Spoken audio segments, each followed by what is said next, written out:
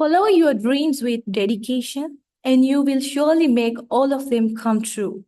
Good luck and all the best for your advanced level examination. Hi, good evening, everyone. I'm Zainab Anna. On behalf of our IES campus, a very warm welcome to all present here. And once again, thank you so much for your presence during your busiest exam days. Respected guests, staff, academic and non-academic coordinators, and a special thanks to the chief guest of the day, Mr. LTM Iyas, Senior Psychological Counselor, Career Guidance Counselor, Southeastern University of Sri Lanka, and Mr. A. Manus, Psychological Counseling Officer, District Coordinator Counseling, District Secretariat, Ampara. It's an honor to be graced by the presence of such an accomplished author and entrepreneur. ஆமாம், இம்முறை A level எழுத இருக்கும் மாணவர்களுக்கான இலவச கருத்தரங்கு. இக்கருத்தரங்கின் பிரதான நோக்கமானது உங்களுடைய பயத்தை வென்று பரீட்சையை தைரியமாக சந்திக்க விரும்புகின்றீர்களா?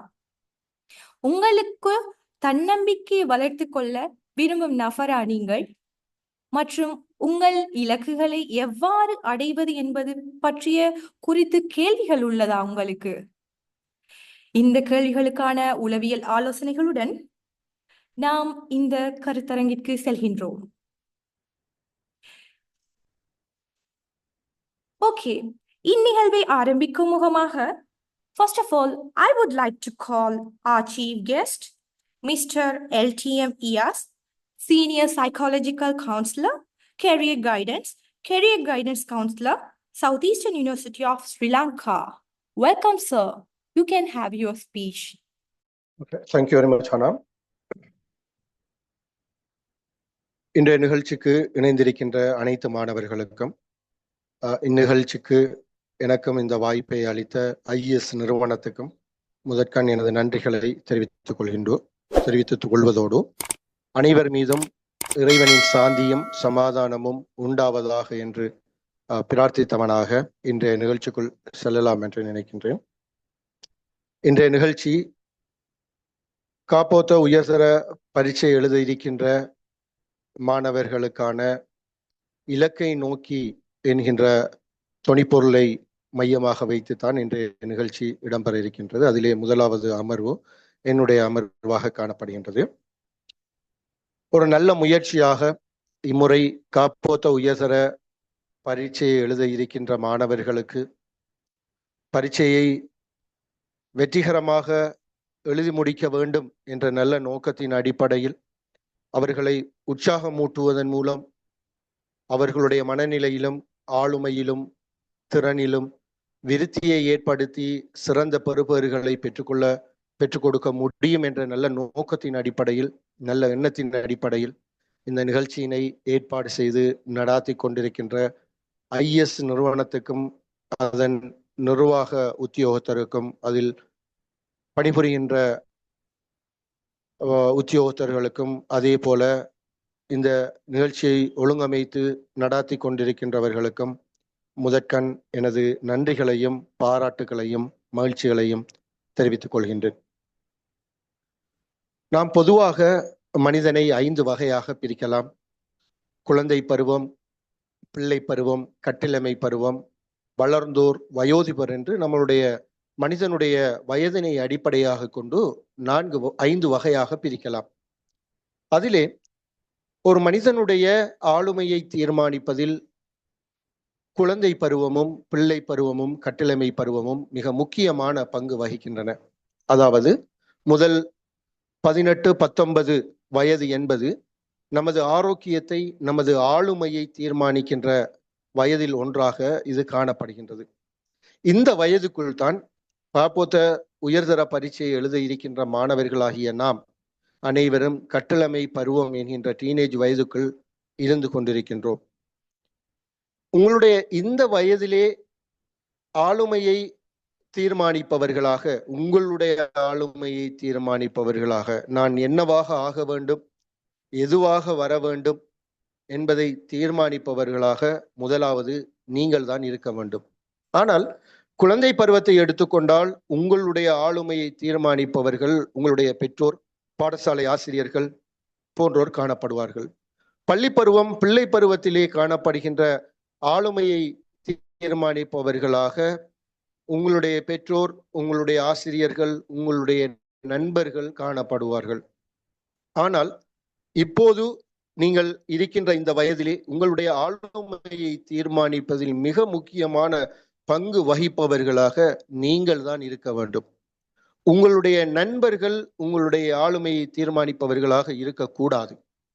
உங்களுக்கு நடந்த எதிர்மறை விடயங்கள் உங்களுடைய ஆளுமையை தீர்மானிக்க கூடியதாக இருக்கக்கூடாது. நீங்கள் நான் யாராக வரப்போகிறேன், நான் என்னவாக ஆகப் போகிறேன், நான் எதை படிக்கப் போகிறேன், நான் எப்படி படிக்கப் போகிறேன், நான் எந்த துறையில் பிரகாசிக்கப் போகிறேன் என்கின்ற இலக்கை அமைப்பதற்கான ஒரு தயாரான நிலையில் நீங்கள் இருக்க வேண்டும். உங்களுடைய ஆளுமையை தீர்மானிப்பதில் உங்களுக்கு இருக்கின்ற அறிவு, உங்களுக்கு உங்களை பற்றிய மனப்பாங்கு, உங்களுடைய தன்னம்பிக்கை, உங்களுடைய முயற்சி, உங்களுடைய சிந்தனைகள், உங்களுடைய ஆசைகள், உங்களுடைய எண்ணங்கள், இவைகள் தான் இந்த வயதிலே உங்களுடைய ஆளுமையை தீர்மானிக்கின்றன. ஒவ்வொரு மனிதனையும் பொறுத்தவரையில் ஒவ்வொரு மனிதனும் தனிப்பட்ட நபர்களாக காணப்படுகிறார்கள். ஒரு மனிதனை போல இன்னும் ஒரு மனிதர் கிடையாது. நமது வகுப்பறையில் நம்மளுடைய பள்ளி நண்பர்களை பார்த்து கொண்டாலும் ஒரு நண்பர் ஆங்கிலத்திலே சிறப்பு தேர்ச்சி பெற்றவராக இருப்பார், இன்னும் ஒரு நண்பர் தமிழிலே தேர்ச்சி பெற்றவராக இருப்பார், இன்னும் ஒருவர் வரலாற்றிலே, இன்னும் ஒருவர் விஞ்ஞானத்திலே, இப்படி இன்னும் ஒருவர் விளையாட்டிலே நிபுணத்துவம் பெற்றவராக, திறமை பெற்றவராக காணப்படுவார்கள். அவர் மாதிரி நான் இல்லையே என்று யோசிக்கின்ற நேரம்தான் அங்கு பிரச்சனைகள் தோற்றம் பெறுகின்றன. ஒவ்வொரு மனிதனுக்கும் ஒவ்வொரு தனி இயல்புகள் காணப்படுகிறது, தனி திறமைகள் காணப்படுகிறது, தனி விருப்பங்கள் காணப்படுகிறது, தனி இலக்குகள் காணப்படுகிறது. இவை இந்த இலக்குகள், ஆசைகள், தேவைகள், முயற்சிகள் எல்லாமே காலத்துக்கு காலம் மாறக்கூடியவை. சிறு வயதில் இருந்த சந்தோஷம் பெரிய வயதில் அதற்கு கிடையாது. நாம் சின்ன வயதில் ஆசைப்படுபவை நாம் வளர்ந்து ஆளாகின்ற பொழுது நாம் அதற்கு ஆசைப்பட மாட்டோம். நம்மளுடைய ஆசைகள், தேவைகள், விருப்பங்கள் வித்தியாசமாக இருக்கும். சிறு வயது குழந்தைக்கு ஒரு மிட்டாயை கண்டால் பிடிக்கும், அதுதான் அதனுடைய தேவையாக இருக்கும். ஆனால் நாம் இந்த 16-17 வயதிலே இருக்கின்ற நமக்கு ஒரு டொஃபியை வாங்கி தின்பது என்பது ஒரு இலக்காக இருக்காது, ஒரு பெரிய ஆசையாக இருக்காது. இந்த வயதிலே நம்மளுடைய ஆசைகள், இலக்குகள் என்பன ஒரு வித்தியாசமானதாக, ஒரு பரந்துபட்டதாக, ஒரு வேறுபட்டதாக காணக்கூடியதாக இருக்கும். இப்போது நீங்கள் உங்களுடைய கட்டிளமை பருவத்தில் இருந்து கொண்டிருக்கிறீர்கள். இந்த கட்டிளமை பருவம் உங்களின் மனதிலும் உங்களுடைய உடலிலும் பல்வேறு மாற்றங்களை அது ஏற்படுத்தும். அது நீங்கள் விரும்பியோ விரும்பாமலோ உங்களுடைய உடலிலும் மனதிலும் பல்வேறு மாற்றங்களை ஏற்படுத்தக்கூடிய ஒரு வயதாகத்தான் இந்த டீனேஜ் பருவம் என்பது காணப்படுகிறது. இந்த டீனேஜ் பருவத்தில் உங்களுடைய உடலிலே பல்வேறு ஹோமோன்களின் மாற்றங்கள் ஏற்படும். இது எல்லோருக்கும் ஏற்படும். அது அவருக்கு முகத்திலே பறி வந்திருக்கிறது, எனக்கு மீசை வந்திருக்கிறது, தொண்டை மாறி இருக்கிறது, எனக்கு உடல் கட்டமைப்பு வரவில்லை, நான் மெல்லியதாக இருக்கிறேன், நான் கருப்பு, நான் குள்ளமாக இருக்கிறேன், நான் வெள்ளையாக இருக்கிறேன், நான் கருப்பாக இருக்கிறேன், இந்த வயதில் எனக்கு முடி வெள்ளையாகிறது, பற்கள் வெளியே நீட்டு கொண்டிருக்கிறது. இப்படியான பல்வேறு சிக்கல்கள் எல்லோருக்கும் ஏற்படும். எனக்குத்தான் ஏற்பட்டிருக்கிறது, மற்றவர்களுக்கு ஏற்படவில்லை என்று கூற முடியாது. டீனேஜ் வயதிலே ஒவ்வொருவருக்கும் ஏதோ ஒரு வகையிலே உடலியல் மாற்றங்களும் உளவியல் மாற்றங்களும் ஏற்பட்டு கொண்டுதான் இருக்கும். அதனை நீங்கள் எனக்கு மட்டும்தான் இந்த பிரச்சனை இருக்கிறது என்று தனிப்பட்ட ஒன்றாக நீங்கள் அதனை கருதக்கூடாது. இந்த மாற்றங்கள் எல்லோருக்கும் பொதுவான ஒரு மாற்றமாகத்தான் காணப்படுகின்றன. இந்த இடத்தில் நீங்கள் சிந்திக்க வேண்டியது, இதனை பற்றி, எனது உடலிலே ஏற்படும் மாற்றம், மனதிலே ஏற்படும் மாற்றங்களை பற்றி நான் சிந்திப்பதால் இது எனது எதிர்காலத்துக்கு உதவுகின்ற ஒன்றாக இருக்குமா என்கிற விடயத்தை தான் நீங்கள் இந்த இடத்தில் யோசிக்க வேண்டும். எது எனது எதிர்காலத்துக்கு தேவை? எனது உடல் அமைப்பு, எனது முகத்திலே ஏற்படுகின்ற பருக்கள், எனது உடல் வளர்ச்சி, எனக்குள்ளே ஏற்பட்டிருக்கின்ற நட்பு, காதல், இவைக்கு நாம் இந்த வயதிலே அதிகமாக முக்கியத்துவம் கொடுப்போம். ஆனால் இந்த வயதிலே நீங்கள் இவ்வாறான விடயங்களுக்கு அதிகமான முக்கியத்துவம் கொடுத்தால் என்ன நடக்கும் என்றால் அது உங்களது மனநிலையை பாதிக்க செய்யும். இந்த வயதிலே நமது நட்புகளுக்கு முக்கியத்துவம், எதிர்ப்பால் கவர்ச்சிக்கு முக்கியத்துவம், நமது உடலுக்கு முக்கியத்துவம், உடலிலே ஏற்படுகின்ற சின்ன சின்ன மாற்றங்களுக்கு முக்கியத்துவம் கொடுக்க தொடங்குவோம். ஆனால் இவற்றுக்கு நீங்கள் அதிகமாக முக்கியத்துவம் கொடுக்க தொடங்கினால் அது உங்களது மனதினை பாதித்து உங்களுடைய கல்வி கற்கின்ற ஆற்றலை சீர்குலைத்துவிடும். அது நமது மனநிலையை பாதிப்படைய செய்துவிடும். நமது கல்வியிலே தாக்கத்தை ஏற்படுத்திவிடும். இதனால் எதிர்காலத்தில் நம்மளுடைய ஆளுமையிலே அது குறைபாடுகளை, பிரச்சனைகளை ஏற்படுத்துவதற்கான வாய்ப்பையும் அது ஏற்படுத்திவிடும். எனவேதான் கட்டளமை பருவத்திலே, இந்த டீனேஜ் வயசிலே மாற்றங்கள் என்பது தற்காலிகமானவை என்பதை நீங்கள் உணர வேண்டும். முகத்திலே ஏற்படுகின்ற பருக்கள், மெலிவாக இருப்பது, தசை அதிகமாக இருப்பது, இவ்வாறான சின்ன சின்ன பிரச்சனைகள் தற்காலிகமானவை, டெம்பரரி. அது பெர்மனன்ட் அல்ல. அது காலம் போக போக உங்களுக்கு வயது போக போக அவை எல்லாம் மாறிவிடும். ஒரு குறுகிய காலத்துக்கு அவை எல்லாமே இருக்கும், பின்னர் அவை மறைந்துவிடும். அதை பற்றி நீங்கள் அதிகமாக யோசித்து உங்கள் உள்ள ஆரோக்கியத்தை நீங்கள் அதிகமாக கெடுத்துக் கொள்ளக்கூடாது. ஏனென்றால் அதிகமாக மனநல பிரிவுக்கு வருகின்ற அவர்களை பார்த்தால் இந்த டீனேஜ் வயதிலே இருக்கின்றவர்கள் தான் அதிகமாக உள பிரச்சனைகளுக்கு உள்ளாகி ஒரு சிறிய விடயத்தையும் பெரிதாக யோசித்து உள மனநல பிரிவுகளுக்கு வருகின்ற ஏற்பாடுகள், சாத்தியப்பாடுகள் அதிகமாக இருக்கின்றன. ஏனென்றால் இந்த வயதிலே எது முக்கியம் இல்லை என்கின்ற விடயத்தை நாம் பெரிதாக அலட்டிக் கொள்வதில்லை.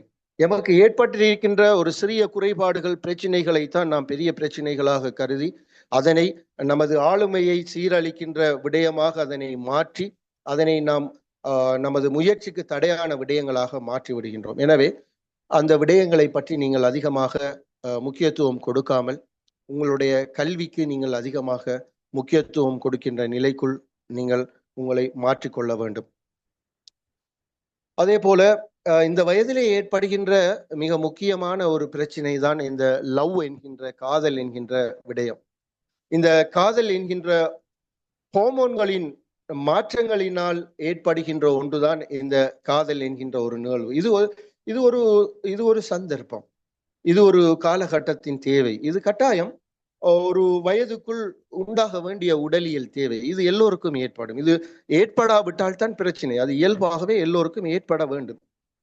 அப்போ இந்த வயதுக்குள் நீங்கள் காதல் என்கின்ற விடயத்துக்கு முக்கியத்துவம் கொடுக்கின்ற பொழுது உங்களுடைய இலக்கு, நீங்கள் வாழ்க்கையில் என்னவாக ஆக வேண்டும், நான் எதிர்காலத்தில் என்னவாக உருவாக வேண்டும் என்கின்ற இலக்கை பாதிக்க செய்யக்கூடிய ஒன்றாகத்தான் இந்த காதல் என்கின்ற விடயம் இந்த வயதிலே காணப்படும். ஏனென்றால் கட்டிளமை பருவத்திலே எதிர்ப்பால் கவர்ச்சி என்பது மிக முக்கியமான கதாபாத்திரத்தை வகிக்கின்றது. எல்லோருமே அதிகமானோர் நாம் இந்த காதல் என்கின்ற விடயத்துக்கு நாம் முக்கியத்துவம் கொடுப்பதால் அது நமது கல்வி நடவடிக்கைகளை கூட சீரழித்து விடுவதற்கு காரணமாக அமைந்துவிடும். கல்வியை விட அந்த காதல் என்கின்ற விடயத்துக்கு நீங்கள் முக்கியத்துவம் கொடுத்தால் அது உங்களுடைய எதிர்காலத்தை, உங்களுடைய இலக்குகளை அது கெடுக்க செய்துவிடும். உங்களுடைய ஆளுமை பிறழ்விலும் அது பிரச்சனையை ஏற்படுத்தக்கூடிய தன்மையை உண்டாக்கிவிடும். உங்கள் படிப்புக்கும் உங்களுடைய பெற்றோருக்கும் இடையூறு இல்லாத வகையிலே அதனை பார்த்து கொள்வது நல்லது. இன்னும் ஒரு கசப்பான உண்மை என்ன தெரியுமா? நீங்கள் காதல் என்கின்ற விடயத்துக்குள் ஏன் ஈடுபடுகிறீர்கள், ஏன் உங்களுக்கு இதிலே அதிகம் ஈடுபாடு இருக்கின்றது என்றால், எந்த குழந்தைக்கு தாயினுடைய அன்பும் தந்தையினுடைய அரவணைப்பும் அன்பும் சரியாக கிடைக்கவில்லையோ அந்த பிள்ளைகள் எந்த நபரிடம் இருந்து அந்த அன்பும் அரவணைப்பும் ஆதரவும் கிடைக்கப்படுகிறதோ அங்கு தன்னை முழுமையாக ஒப்படைக்க தொடங்கி விடுவார்கள். அதில் சாதி, மதம், வயது வித்தியாசம், கல்வி, இது எதையுமே நாங்கள் பார்க்க மாட்டோம். நமது தாய் தந்தையிடம் இருந்து பெறப்படாத அன்பையும் ஆதரவையும் இன்னும் ஒருவர் கொடுக்கின்ற நேரம் அவர்கள் ஏன் கொடுக்கிறார்கள் இதை என்பதை நீங்கள் சற்று கொஞ்சம் சிந்தித்து பார்க்க வேண்டும். எமது தாய் தந்தையை விட நம்மை நேசிக்க கூடியவர்கள் எவருமே இந்த உலகத்தில் கிடையாது. அதனை நீங்கள் விளங்கிக் கொள்ள வேண்டும். எமது தாய் தந்தையை விட எம்மை பாதுகாக்கின்ற நபர்கள் இந்த உலகத்தில் யாருமே கிடையாது.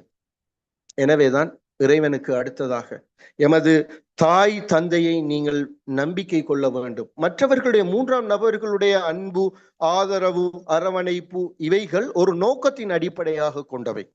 அவர்கள் ஏதோ ஒரு நோக்கத்தினை வைத்துத்தான், ஏதோ ஒரு தேவையினை வைத்துத்தான் அந்த அன்பையும் ஆதரவையும் நமக்கு கொடுக்க வர முனைக்கிறார்கள். அவர்களுடைய தேவைகள், ஆசைகள், எண்ணங்கள் நிறைவு பெற்றதும் நம்மை விட்டு விலகி சென்று விடுவார்கள் என்பதை நீங்கள் மனதில் கொள்ளுங்கள்.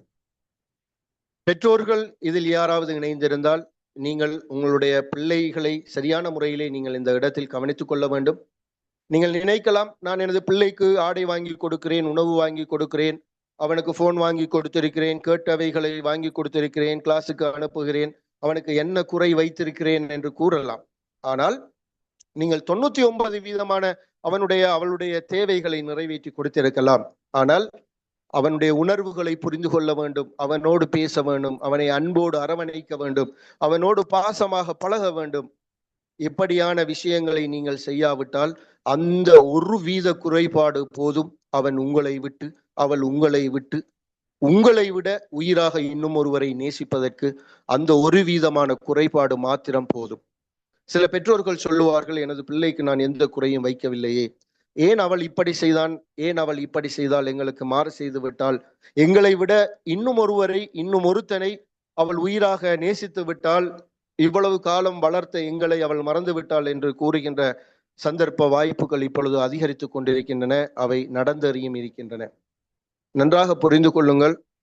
குழந்தைகளுடைய உணர்வுகளை, குழந்தைகளுக்கு கொடுக்க வேண்டிய சரியான அன்பையும் ஆதரவையும் அரவணைப்பையும் நீங்கள் கொடுக்க தவறினால், அந்த ஆதரவும் அன்பும் அரவணைப்பும் எந்த பக்கத்தில் இருந்து கிடைத்தாலும், அது வயோதிபராக இருக்கலாம், சாதி மத வேறுபாடு இல்லாமல் இருக்கலாம், தன்னுடைய விட வயது குறைந்தவராக இருக்கலாம், அது எப்படிப்பட்டவராக இருந்தாலும் அவருடைய அன்பை, ஆதரவை அவர் உயிராக கருதி அவர்தான் எனக்கு எல்லாமே என்கின்ற ஈடுபாட்டுக்குள் வரலாம். எனவேதான் பெற்றோர்களே, இந்த விடயத்தில் நீங்கள் கவனமாக இருக்க வேண்டும்.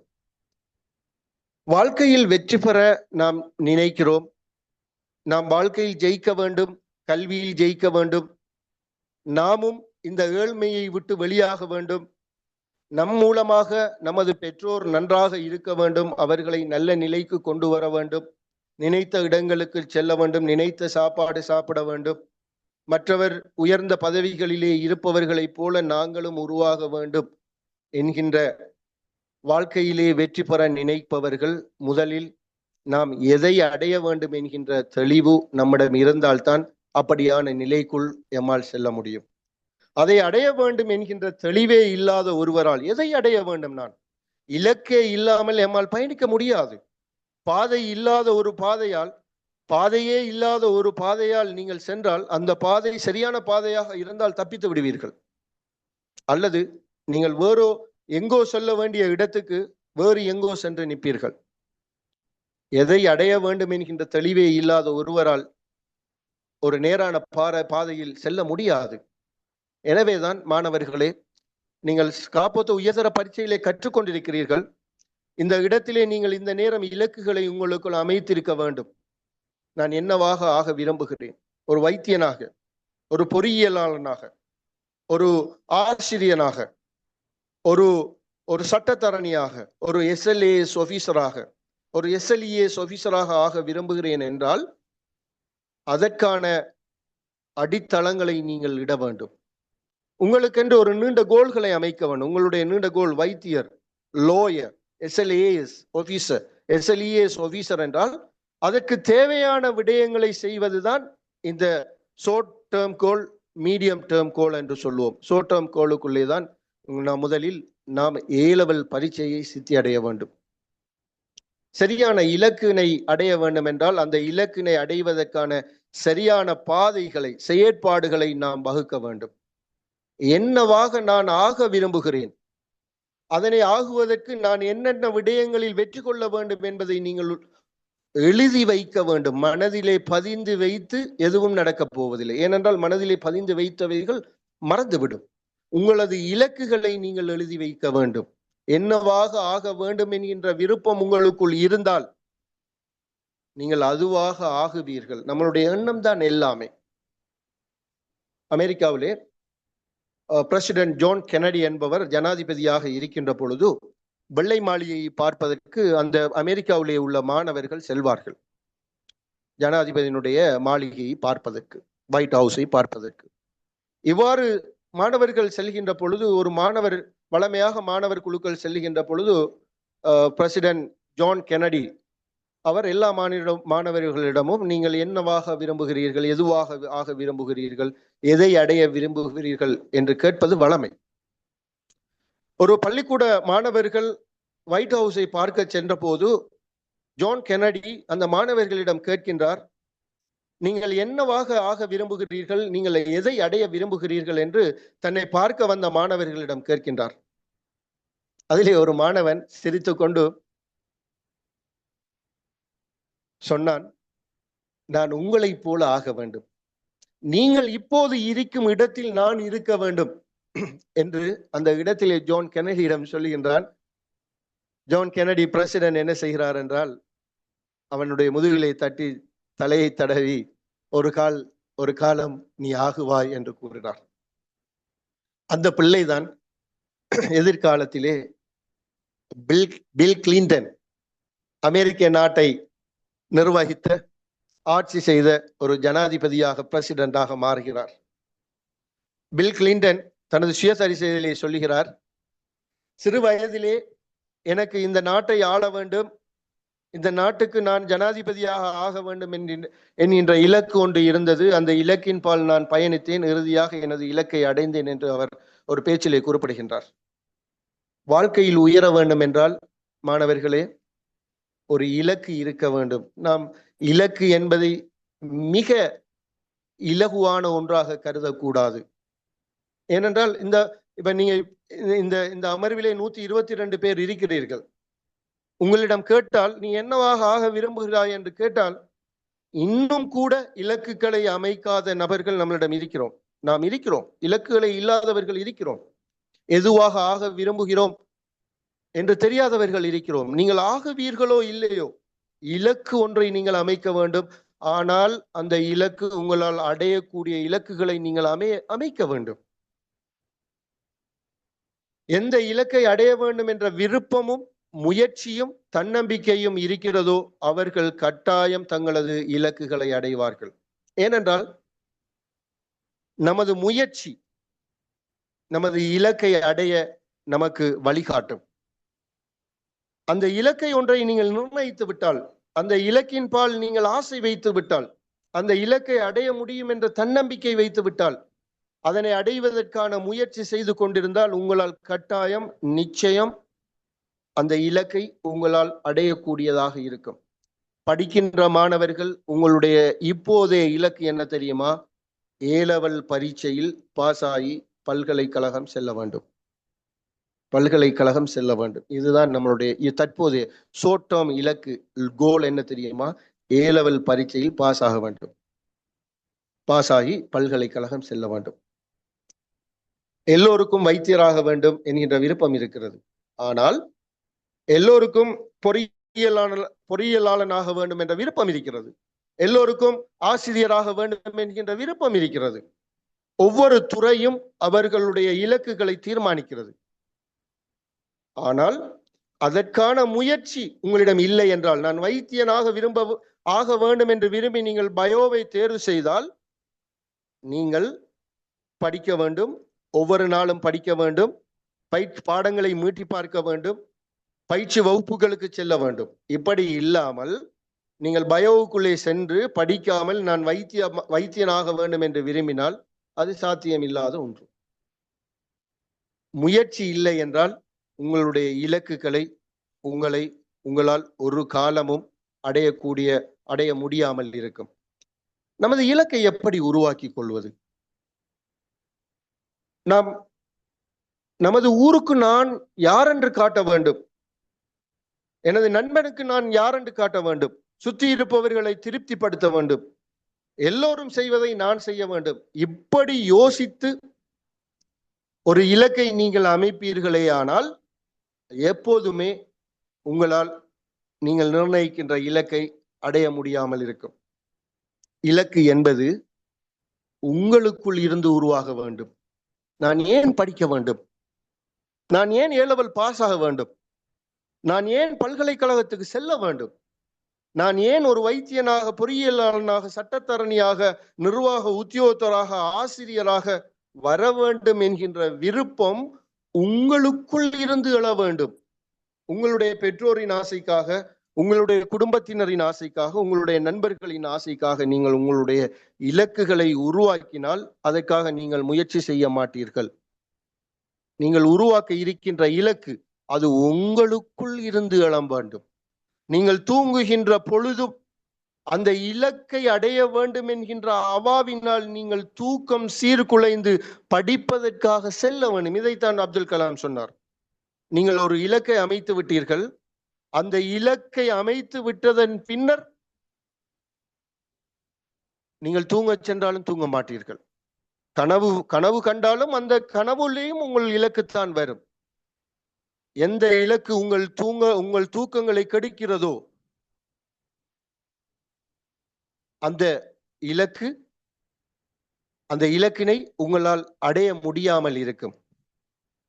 அப்ப இலக்கு என்பது அது உங்களுக்குள் இருந்து உருவாக வேண்டும்.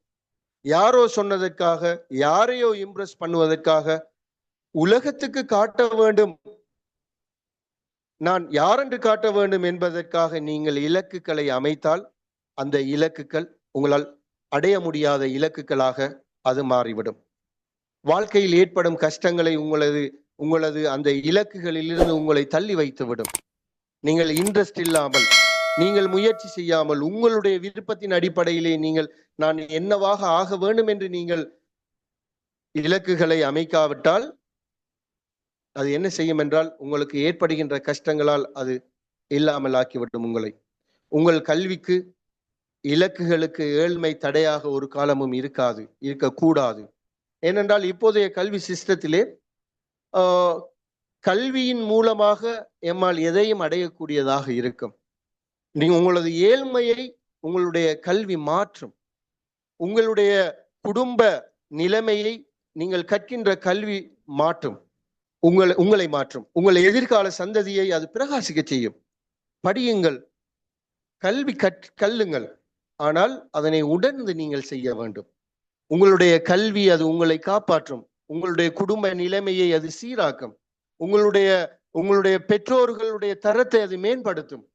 உங்களுடைய சந்ததிகளை அது உயர்வடைய செய்யும்.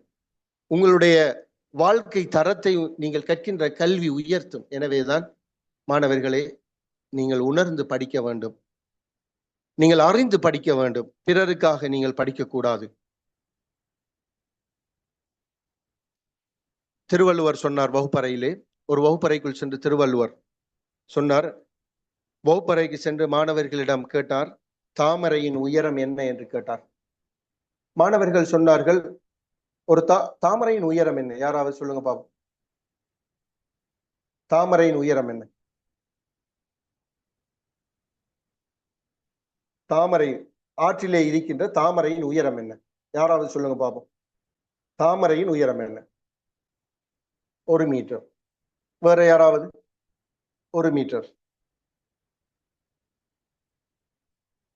தாமரையின் உயரம் என்ன தெரியுமா?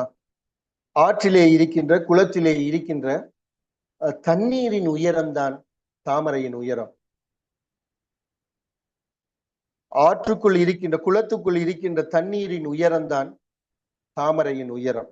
அதுபோல வாழ்க்கையில் நம்மளுடைய உயரம் என்பது நம்மளுடைய எண்ணத்தின் உயரம்.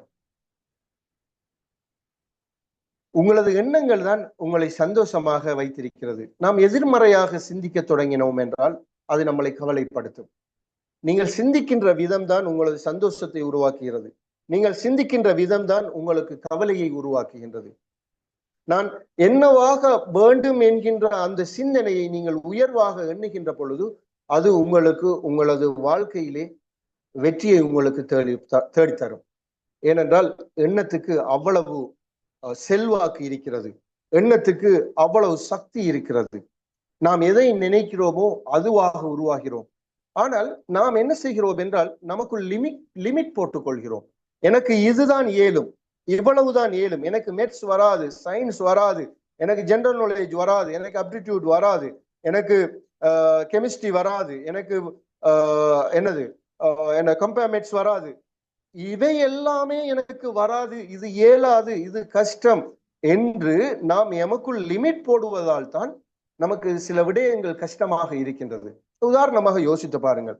நீங்கள் உங்களது வீட்டிலே ஒரு 10 மணி அளவிலே இருக்கிறீர்கள், படம் பார்க்கிறீர்கள், எல்லாம் செய்கிறீர்கள், பாத்ரூமுக்கு போகணும், பாத்ரூமுக்கு போறீங்க, லைட்டை போறீங்க, பாத்ரூம் போறீங்க, எந்த பயமும் இல்லை, எந்த பிரச்சனையும் இல்லை, நீங்க போறீங்க.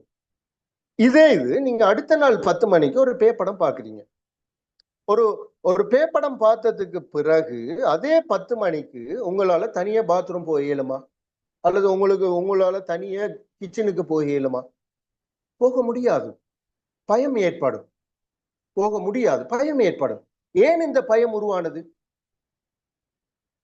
முந்தைய நாள் 10 மணிக்கு நீங்கள் கிச்சனுக்கு சென்ற, பாத்ரூமுக்கு தனியாக சென்ற உங்களால் ஏன் அடுத்த நாள் 10 மணிக்கு படம் பார்த்த பிறகு அதிர்ச்சிகரமான அபாயகரமான படங்களை பார்த்த பின்னர் ஏன் அந்த 10 மணிக்கு உங்களால் உங்களுடைய வீட்டுக்குள்ளே இருக்கிற கிச்சனுக்குள், பாத்ரூமுக்குள் தனியாக போக முடியாது இருந்தது? ஏனென்றால் அந்த எண்ணம், அந்த பய உணர்வு உங்களது சிந்தனையை ஆக்கிரமித்ததன் காரணமாக உங்களது சொந்த வீட்டுக்குள்ளேயே உங்களால் தனியே போக முடியாத ஒரு நிலை ஏற்பட்டிருக்கிறது. காரணம், உங்களுடைய அந்த எதிர்மறை எண்ணத்துக்கு அவ்வளவு வலிமை இருக்கிறது. எனவேதான் மாணவர்களே, நீங்கள் இப்பொழுது ஏலவழியிலே படித்துக் கொண்டிருக்கிறீர்கள், பரீட்சைக்கு தயாராக இருக்கிறீர்கள். இப்பொழுதே நீங்கள் உங்களுடைய இலக்குகளை அமைக்க வேண்டும். அந்த இலக்கு ஏலவெல்லை நான் பாஸ் ஆக வேண்டும், பல்கலைக்கழகம் செல்ல வேண்டும் என்கின்ற இலக்கு உங்களிடம் இருக்க வேண்டும். அந்த இலக்கை நீங்கள் அடைவதற்காக நீங்கள் டைம் டேபிள் போட்டு படிக்க வேண்டிய ஒரு தேவை இருக்கிறது. நீங்கள் நேர காலத்தோடு எழும்பி ஒரு நோக்கமுடைய, ஒரு இலக்குடைய வாழ்க்கையை நீங்கள் வாழ வேண்டும் என்றால் உங்களுக்குள் சில ஆக்டிவிட்டிஸ், செயற்பாடுகளை நீங்கள் செய்தே ஆக வேண்டும். சில நேரம் நாம் உருவாக்கிய இலக்குகளை அடைய நிறைய கஷ்டப்பட வேண்டி இருக்கும். வீட்டிலே பொருளாதார பிரச்சனைகள் இருக்கலாம், குடும்பத்துக்குள்ளே பிரச்சனைகள் இருக்கலாம், சில குடும்ப திருமண உறவு பிரச்சனைகள் இருக்கலாம், ஏழ்மை ஒரு காரணமாக இருக்கலாம். இவைகளை வைத்துக்கொண்டு என்னால் நான் இலக்கு வைத்த இலக்கை அடைய முடியுமா? நீங்கள் இலக்கை நோக்கி பயணிக்கின்ற பொழுது இவை எல்லாமே தடைகளாக அமையக்கூடிய சந்தர்ப்பங்கள் இருக்கும். யாருமே உங்க கூட இல்லாதது போல இருக்கும், யாருமே உங்களுக்கு உதவாதது போல இருக்கும், யாருமே உங்களை ஊக்கப்படுத்தாதது போல இருக்கும்.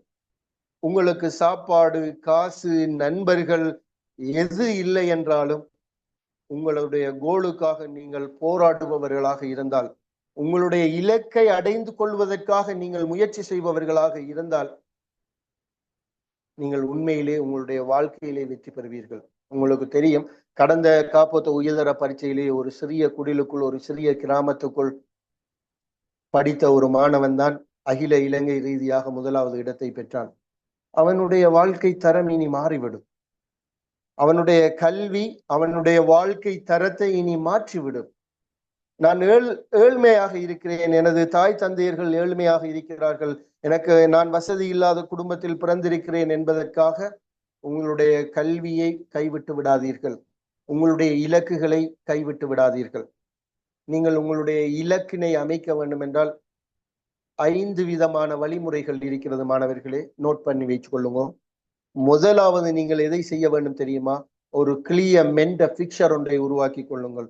குறித்த இலக்கை பற்றிய எனது மனப்பதிவு, நான் என்னவாக போகிறேன், அதுவாக ஆகினால் நான் எப்படி இருப்பேன் என்பதை அடிக்கடி கற்பனை செய்து கொள்ளுங்கள். நான் வைத்தியனாக வேண்டும், வைத்தியனாகி நான் என்ன செய்வேன், எப்படி இருப்பேன், வைத்தியனானால் எப்படி இருப்பேன் என்பதை அடிக்கடி உங்களுடைய மென்டல் பிக்சருக்குள் அதனை கொண்டு வர வேண்டும். நான் ஆயினால் எப்படி இருப்பேன், எதற்காக ஆக வேண்டும் என்கின்ற ஒரு உணர்வு, மென்டல் பிக்சரை நீங்கள் உருவாக்கி கொள்ளுங்கள். முதலாவது, கிரியேட் கிளியர் மென்டல் பிக்சர். இரண்டாவது, உங்களது இலக்குகளை உங்கள் நண்பர்கள், பெற்றோர்களிடம் சொல்லி எனக்கு அடிக்கடி இதை ஞாபகப்படுத்துங்கள் என்று அவர்களிடம் சொல்லுங்கள். Positive pressure. உங்களுடைய பெற்றோர்களும் அந்த பாசிட்டிவ் பிரஷரை தர வேண்டும், உங்களுடைய நண்பர்களும் பாசிட்டிவ் பிரஷரை தர வேண்டும்.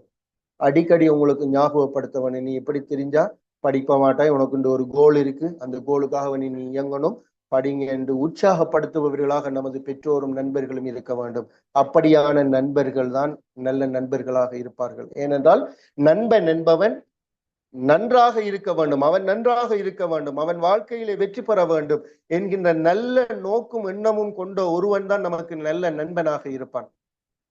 அடுத்தது, எந்த திகதிக்குள் எனது இலக்கை அடைய வேண்டும் என்ற அந்த டெட்லைனை நீங்கள் தீர்மானிக்க வேண்டும், குறித்து கொள்ள வேண்டும். டெட்லைன் இல்லாமல் நீங்கள் உங்களோட இலக்குகளை அமைக்க கூடாது. ஏலவழியிலே நான் பாஸ் ஆக வேண்டும், எவ்வளவு காலத்துக்குள்ள? 2 வருஷத்துக்குள்ள. பல்கலைக்கழகம் செல்ல வேண்டும், பல்கலைக்கழகத்திலே நான் ஃபர்ஸ்ட் கிளாஸ் அடிக்க வேண்டும் என்றால் எவ்வளவு காலத்துக்குள்ள? 4 வருஷத்துக்குள்ள, 5 வருஷத்துக்குள்ள. இப்படி ஒரு கால நிர்ணயம் அமைக்கக்கூடியதாக உங்களுடைய இலக்குகள் அமைய வேண்டும். இதுதான் 3வது. 4வது என்ன தெரியுமா? நீங்கள் ஒரு இலக்கை அமைத்து விட்டால் அந்த இலக்குக்காக நீங்கள் ஒரு விடயத்தை தொடர்ச்சியாக 21 நாள் செய்ய வேண்டும். மெஜிக் டூல் 21 days என்று சொல்வார்கள். ஒரு பழக்கத்தை நீங்கள் 21 நாள் தொடர்ச்சியாக செய்கின்ற பொழுது அது பழக்கமா? ஒரு விடயத்தை நீங்கள் ஒரு விடயத்தை 21 நாட்கள் நீங்கள் தொடர்ச்சியாக செய்கின்ற பொழுது அது பழக்கமாக மாறுகிறது, அது நடத்தையாக மாறுகிறது. எனவேதான் நீங்கள் ஒரு இலக்கை அமைத்து விட்டால், நான் 3 மணிக்கு எழும்ப வேண்டும், 4 மணிக்கு எழும்பி தஹஜ்ஜத் தொழுது விட்டு அல்லது கடவுளை பிரார்த்தித்து விட்டு கடவுளை வணங்கி விட்டு நான் படிக்க ஆரம்பிக்க வேண்டும் என்றால், நீங்கள் 21 நாளைக்கு தொடர்ச்சியாக அதை செய்கின்ற பொழுது உங்களது பழக்கமாக அது மாறிவிடும். அதனையும் குறித்து வைத்துக் கொள்ளுங்கள். இறுதியாக 5வது, இலக்கை நோக்கி நீங்கள் செல்லுகின்ற பொழுது உங்களுக்கு கவலைகள் ஏற்படலாம், தடைகள் ஏற்படலாம், குடும்ப பிரச்சனைகள் ஏற்படலாம், கல்வியிலே பிரச்சனைகள் ஏற்படலாம், பொருளாதாரத்திலே பிரச்சனை ஏற்படலாம், நண்பர்களிடையே பிரச்சனைகள் ஏற்படலாம், தோல்விகள் ஏற்படலாம், இழப்புகள் ஏற்படலாம். அவற்றை வைத்து உங்களது இலக்குகளை நீங்கள் தூரமாக்க கூடாது. அவற்றையும் நீங்கள் மகிழ்வாக சந்தோஷமாக ஏற்றுக்கொண்டு உங்களது இலக்குகளை அடைவதற்காக நீங்கள் முயற்சி செய்ய வேண்டும். இந்த 5ஐயும் நீங்கள் செய்தால்தான் உங்களுடைய இலக்குகளை நீங்கள் அடையக்கூடியவர்களாக இருப்பீர்கள்.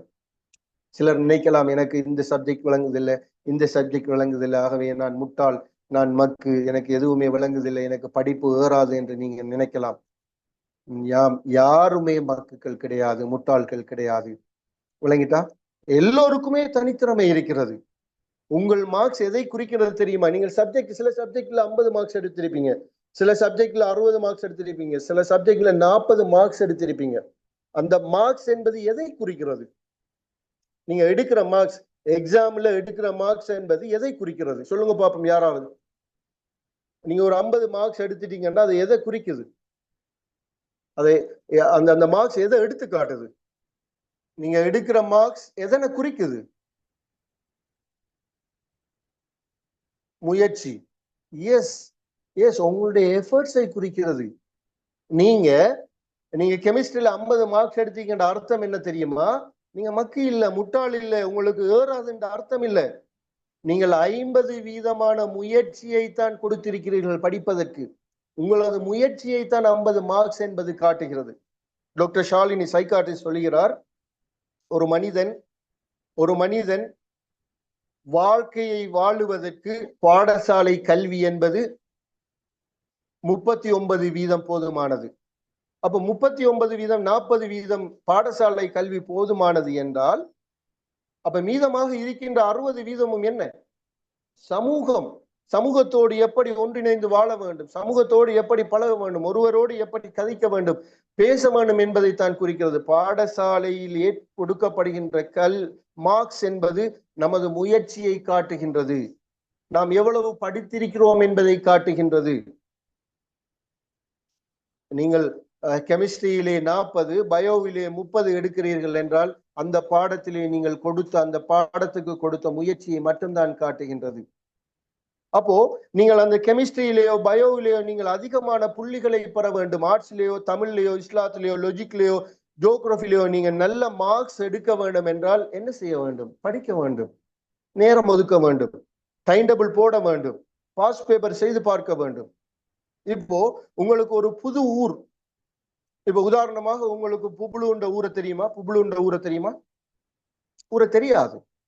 அந்த புபுளு என்கின்ற ஊர் தெரிந்த ஊராக எப்போது மாறும் என்றால், ஓகே, கொமர்ஸ்ல பிசினஸ் ஸ்டடீஸா இருக்கலாம், எக்கனாமிக்ஸாக இருக்கலாம். அந்த பாடங்களில் நீங்கள் குறைவாக புள்ளிகள் எடுக்கிறீர்கள் என்றால் அதன் அர்த்தம் என்னென்றால் அந்த பாடத்தில் நீங்கள் குறைவாக முயற்சி செய்திருக்கிறீர்கள், படித்திருக்கிறீர்கள், அதற்கு நீங்கள் முக்கியத்துவம் குறைவாக கொடுத்திருக்கிறீர்கள் என்ற அர்த்தம். எனவேதான் நீங்கள் படிக்கின்ற பாடம் உங்களுக்கு கஷ்டமாக இருக்கிறது என்றால் அதனுடைய காரணம் நீங்கள் அதற்கான கொடுத்த முயற்சிகள் குறைவு. உங்களுடைய சப்ஜெக்டிலே நீங்கள் அதிகமான புள்ளிகள் எடுக்க வேண்டும் என்றால் அந்த பாடத்துக்குள் புகுந்து நீங்கள் படிக்க வேண்டும், அதனை அறிய வேண்டும், பயிற்சிகள் செய்து பார்க்க வேண்டும். ஏன் நமக்கு எக்ஸாம் பயமாக இருக்கிறது? யாராவது சொல்லுங்க அப்போ, ஏன் நமக்கு எக்ஸாம் பயம்? ஏன் நாம் எக்ஸாமுக்கு பயப்படுறோம்? எக்ஸாம்னா சிலருக்கு ஃபியர் வரும், சிலருக்கு ஃபீவரை வரும், சிலருக்கு கெட்ட கெட்ட கனவுகளாக வந்துட்டு இருக்கும். ஏன் இந்த எக்ஸாம் பற்றிய பயம் நமக்கு வருகிறது? ஏன் வருகிறது? we know we are not prepared. yes, நீங்கள் தயாராகல. ஓகே, இது உங்களுடைய காரணம். வேற ஏதாவது காரணம்? இப்ப உதாரணமாக படிக்காததால். ஓகே, இப்ப இந்த கேள்விக்கு ஆன்சர் பண்ணுங்க. நீங்க எக்ஸாமுக்கு பயப்படுறீங்க தானே? எக்ஸாமுக்கு ஏன் பயப்படுறீங்க? வார ரிசல்ட்ஸுக்கு பயப்படுறீங்களா? நம்மளோட ரிசல்ட்ஸ் மத்த ஆளுக்கு தெரிஞ்சிட மட்டும் பயப்படுறீங்களா? நீங்க எக்ஸாமுக்கு பயப்படுறீங்களா அல்லது நாம எக்ஸாமுல எடுக்கிற மார்க்ஸ் மத்தாக்களுக்கு தெரிஞ்சிட மட்டும் பயப்படுறீங்களா? புள்ளிக்கு பயப்படுறீங்களா? மத்தாக்களுக்கு நம்மளோட ரிசல்ட் தெரிஞ்சிடும் என்று பயப்படுறீங்களா? இப்போ எக்ஸாம் நடக்குது, உங்களோட ரிசல்ட்ஸ் யாருக்கும் அறிவிக்கப்படாது, யாருக்கும் தெரியப்படாது, உங்களுக்கு மட்டும்தான் தெரியும் சொன்னா நீங்க எக்ஸாமுக்கு பயப்படுவீங்களா? இல்ல, பயப்பட மாட்டீங்க. ஏன்? எந்த எக்ஸாம் ரிசல்ட் எனக்கு மட்டும்தான் தெரியும்னா நீங்க பயப்படவே மாட்டீங்க. ஏன்? எந்த எக்ஸாம் ரிசல்ட் என் பேரண்ட்ஸுக்கு தெரிய வரும், என் நண்பனுக்கு தெரிய வரும், மத்தாக்களுக்கு தெரிய வரும். அப்போ நமக்கு எக்ஸாமுக்கு பயம் இல்லை. எக்ஸாம் ரிசல்ட்ஸ் மத்தாக்களுக்கு தெரிஞ்சிடும் தான் நாம் அதிகமாக பயப்படுறோம். எக்ஸாம் ரிசல்ட்ஸ் எதனை குறித்து காட்டுகிறது தெரியுமா? நாம் அந்த பாடத்தில் எடுத்த முயற்சியை குறித்து காட்டுகிறது என்பதை நீங்கள் புரிந்து கொள்ள வேண்டும். எக்ஸாம் என்பது மற்றவர்களுக்காக அல்ல, நமது திறமையை அறிய, எனது முயற்சியை அறியத்தான் நான் எக்ஸாம் எழுதுகிறேன் என்பதை அறிந்தால், புரிந்து கொண்டால் நீங்கள் எக்ஸாமுக்கு பயப்பட மாட்டீர்கள். படிக்கும் போது அமைதியான சூழலில் இருந்து நீங்கள் படிக்க வேண்டும். மாணவர்களை, பாட்டு கேட்டு படிக்கிறது, படம் பார்த்து படிக்கிறது, சத்தங்களோடு படிக்கிறதை நீங்கள் குறைத்து கொள்ள வேண்டும். ஏன் இந்த சத்தம் இல்லாத இடங்களை நீங்கள் படிக்கின்ற இடங்களாக தெரிவு செய்து கொள்ள வேண்டும்? யாராவது சொல்லுங்க பாப்போம். சத்தம் இல்லாத இடத்துல நீங்க படிக்கணும், என்ன காரணம்? என்ன காரணம்? சத்தமில்லாத இடங்களை நீங்கள் தெரிவு செய்ய வேண்டும் படிப்பதற்காக. என்ன காரணம்? Relax. Okay, Arham, thanks. Asni, mind ரிலாக்ஸுக்காக வேண்டி. அது எண்ணங்களை மாற்றும். ஓகே, சத்தமாக படிக்கிறதால எண்ணங்களை மாற்றும். நீங்கள் ஏன் சத்தம் இல்லாத அமைதியான இடத்திலே படிக்க வேண்டும் என்றால், நீங்கள் சத்தம் இல்லாத அமைதியான இடத்திலே ஏன் படிக்க வேண்டும் என்றால், நீங்கள் பரீட்சை எழுதுகின்ற இடம் அமைதியான இடம். நீங்கள் பரீட்சை எழுதுகின்ற பொழுது பரீட்சை மண்டபத்திலே பாட்டுக்கள் ஒலிக்காது, சத்தங்கள் கேட்காது. நீங்கள் அமைதியான இடத்திலே பரீட்சை எழுதுகின்ற பொழுது உங்களுக்கு எந்த விடயங்கள் ஞாபகம் வரும் தெரியுமா? நீங்கள் படிக்கின்ற பொழுது அமைதியாக இருந்து படிக்கின்ற பொழுதுதான் அமைதியாக இருந்து படித்த இடத்திலிருந்து ஞாபகங்கள் அமைதியான இடத்திலே பரீட்சை எழுதுகின்ற பொழுது வரும். நீங்கள் பாட்டு கேட்டுக்கொண்டு படித்தால், பரீட்சை எழுதும் பொழுது அந்த பாட்டு ஒலித்தால் தான் நீங்கள் படித்தது ஞாபகம் வரும். எனவேதான் நீங்கள் படிக்கின்ற இடத்தை அமைதியாக வைத்துக் கொள்ள வேண்டும். ஏனென்றால் நீங்கள் பரீட்சை எழுதுகின்ற இடம் அமைதியான இடம். நீங்கள் அமைதியான இடத்திலே படிக்கின்ற பொழுது உங்களுக்கு ஞாபகம் கூடும், கன்சென்ட்ரேஷன் கூடும், டிஸ்ட்ரக்ஷன் குறையும். அதனால் தான் உங்களுடைய கல்வி கற்கின்ற இடம் என்பது அமைதியான சூழலாக இருக்க வேண்டும். இறுதியாக மாணவர்களே, இறுதியாக கூறிக்கொள்கின்றேன், நான் ஏன் படிக்க வேண்டும், என்னத்துக்காக படிக்க வேண்டும் என்று தெளிவில்லாமல் நீங்கள் படிப்பீர்களேயானால் உங்களால் படிக்க முடியாது. நீங்கள் விரும்பி படிக்க வேண்டும். பெற்றோர்கள் சொல்லுகிறார்கள் என்பதற்காக நீங்கள் படிக்கக்கூடாது. நிச்சயமாக சொல்கிறேன், உறுதியாக சொல்லுகிறேன், நீங்கள் சரியாக படித்தீர்கள், படித்து ஏலவழியிலே பாஸ் பண்ணி ஒரு பல்கலைக்கழகம் சென்று நீங்கள் சென்று விட்டீர்களே என்றால் உங்களுடைய வாழ்க்கை தரம் மாறும், உங்களுடைய ஆளுமை மாறும், உங்களுடைய குடும்ப அந்தஸ்து மாறும், உங்களுடைய வாழ்க்கை தரம் மாறும், உங்களுடைய சந்ததியே மாறும். நீங்கள் இப்போது இருக்கின்ற நிலையை நீங்கள் மாற்ற வேண்டுமா அல்லது நீங்கள் இப்போது இருக்கின்ற நிலையை குறைக்க வேண்டுமா என்பதை நீங்களே தீர்மானித்துக் கொள்ளுங்கள். நாம் கல்வி கற்பதற்காக அதிகம் பணம் செலவழிப்பதில்லை என்றால் நமது நாட்டை பொறுத்தவரையிலே கல்வி கற்பதற்காக கல்வி இலவசம். ஏழ்மையை நீங்கள் காரணமாக காட்ட முடியாது. எல்லோருக்கும் பிரச்சனைகள் இருக்கிறது. குடும்பத்திலே எல்லோருக்கும் பிரச்சனை வரும். குடும்பத்திலே பிரச்சனை வரும், ஏழ்மை வரும், பொருளாதார சிக்கல் வரும், தாய் தந்தை பிரச்சனை வரும், ராத்தா அக்காமார் பிரச்சனை வரும், திருமணத்திலே பிரச்சனை வரும், மச்சான்மார் பிரச்சனை வரும். இவையெல்லாம் நமது கல்வியை பாதிக்க கூடாது. பிள்ளைகளே, நீங்கள் கல்லுங்கள், ஸ்டடி பண்ணுங்கள், படியுங்கள்.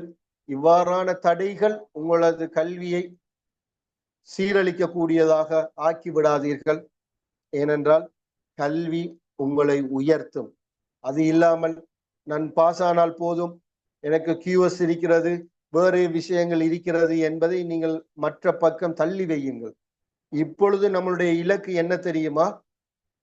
இலக்கு நான் படிக்க வேண்டும், கல்வியிலே முன்னேற வேண்டும் என்றால் நீங்கள் இப்போது இருந்தே நீங்கள் படிக்க வேண்டும். 8 நாள் தான் இருக்கு எக்ஸாமுக்கு.